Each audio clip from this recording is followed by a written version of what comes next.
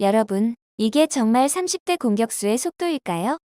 맨유 수비진을 농락하는 손흥민의 치달 득점 장면, 지금부터 확인해 보시죠. 프리미어리그 25라운드, 토트넘과 맨유의 경기는 단순한 리그전이 아니었습니다. 바로 벼랑 끝에 선 두 팀의 생존 싸움이었고, 승리하면 단숨에 12위로 도약하지만 패배하면 또 다시 강등권 그림자가 드리워지는 상황이었습니다. 특히 토트넘은 지난 맨유 원정에서 이겼기 때문에 이번에 패한다면 퇴보의 꼬리표를 피할 수 없었죠. 승리로 반등할 것인지 아니면 끝없는 추락을 향해 빠질 것인지 이 경기 한 판에 모든 것이 걸려 있었습니다. 그리고 맨유가 가장 경계하는 단 한 사람은 바로 손흥민이었습니다. 그동안 맨유를 상대로 손흥민은 수없이 결정적인 한 방을 보여줬습니다. 여러분은 기억하시나요? 맨유의 주장 브루노 페르난데스를 포함한 4명의 맨유 수비를 양발 드리블 하나로 무너뜨렸던 순간 카세미로의 강한 수비 압박을 뚫고 완벽한 패스로 득점 기회를 창출해낸 장면, 그리고 코너킥 상황에서 직접 득점을 터뜨렸던 그 장면은 아직까지 맨유 팬들에게는 악몽으로 남아 있었습니다. 때문에 경기 전 전문가들은 단호하게 말했습니다. 맨유가 이기려면 반드시 손흥민을 막아야 한다고.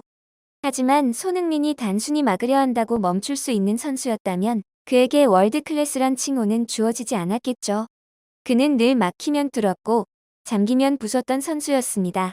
그렇다면 이날 손흥민은 어떤 경기력을 보여줬을까요?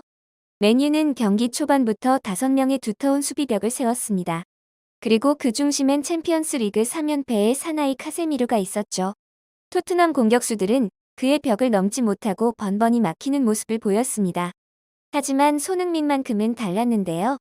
맨유 수비는 측면에서 손흥민의 돌파를 막지 못했고 위협적인 크로스를 연거푸 허용했습니다. 심지어 강한 압박 속에서도 손흥민은 여유로운 턴으로 볼을 지켜내며 맨유 수비를 농락했던 것입니다. 그리고 손흥민은 공격뿐만 아니라 맨유의 숨통까지 조였습니다. 손흥민은 전방에서 쉼없이 뛰며 맨유의 빌드업을 사정없이 흔들었습니다. 결국 손흥민의 압박에 당황한 오나나의 롱 패스는 그대로 벤 데이비스의 발 앞으로 향하게 되었고, 이를 기점으로 토트넘에게 절호의 찬스가 찾아왔습니다. 오른쪽 측면 벤탄크루가 박스 안에 자리 잡은 손흥민을 발견했던 것이죠. 이후 높이 떠오른 크로스가 손흥민을 향해 날아듭니다. 그런데 손흥민은 그 누구도 예상치 못한 선택을 합니다. 공중에서 날아오는 볼을 그대로 왼발로 처리하며 강렬한 크로스를 시도한 것이었죠.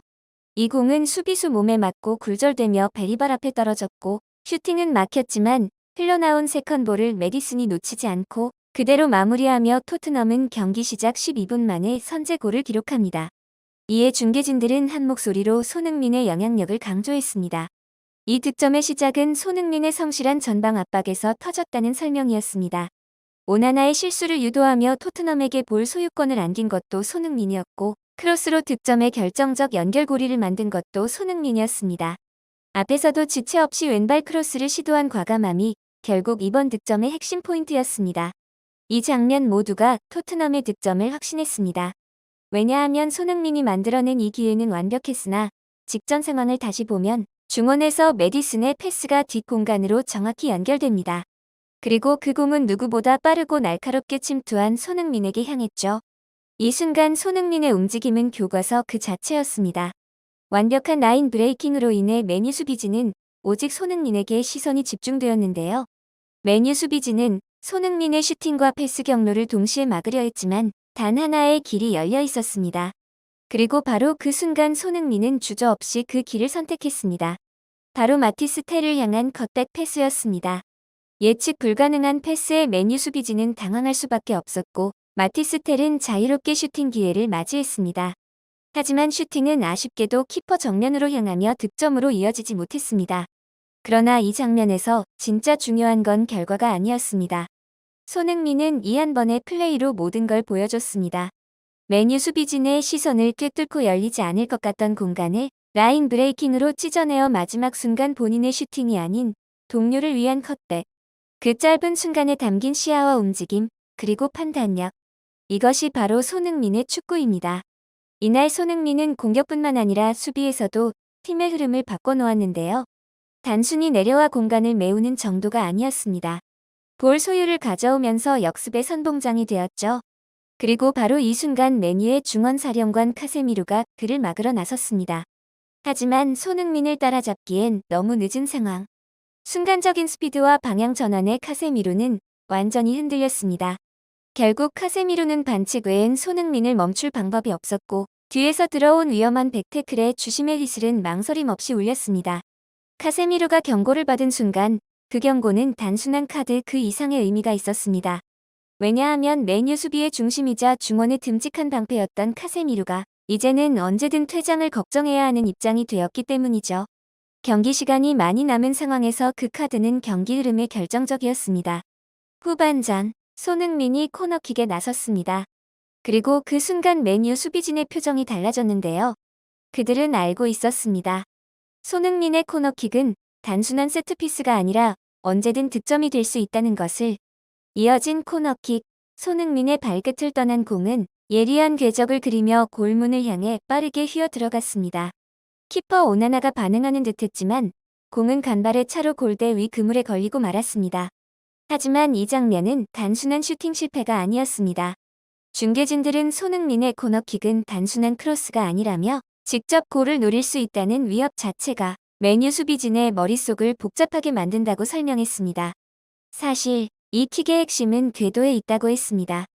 손흥민의 코너킥은 낙차가 크고 회전이 빨라 키퍼가 반응하기 쉽지 않다는 것이죠.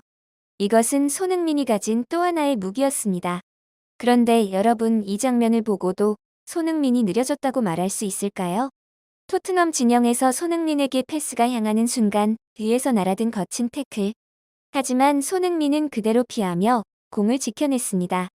그리고 곧바로 스프린트. 맨유 수비진이 쫓아갔지만 점점 거리는 벌어졌습니다. 여기서 주목할 점은 손흥민이 이미 전후반 내내 쉴 틈 없이 전방 압박을 이어가며 체력을 상당히 소모한 상태였다는 것입니다. 그럼에도 이 순간 손흥민 뒤트고 달리기는 맨유에게 여전히 위협 그 자체였습니다. 경기 종료 직전까지도 손흥민은 언제든지 전력으로 질주할 수 있는 선수였기 때문이죠. 손흥민을 중심으로 한 토트넘의 공격은 언제나 위협적이었습니다. 사이드에서 올라온 존슨의 크로스공은 모처럼 박스 안에 손흥민에게 제대로 전달되었습니다. 그 순간 맨유 수비진 4명이 단 한 사람, 손흥민에게 몰렸습니다. 하지만 손흥민은 여유로웠습니다. 곧바로 좋은 위치에 있던 마티스에게 공을 내주었지만 그의 슈팅은 너무 가볍게 키퍼에게 막히며 기회를 허무하게 놓쳤습니다. 하지만 다행히 경기 결과는 토트넘의 1대0 승리. 경기 종료 후 손흥민은 공격 포인트가 없음에도 7점, 8점이 높은 점수를 받았는데 이는 67%의 높은 드립 성공률과 경합 성공률, 그리고 무려 4차례나 되는 기회 창출에 성공했기 때문입니다. 경기 흐름을 바꾸며 팀 전체를 이끈 손흥민의 영향력, 정말 대단한데요. 앞으로도 손흥민 선수의 멋진 활약을 기대해 보겠습니다.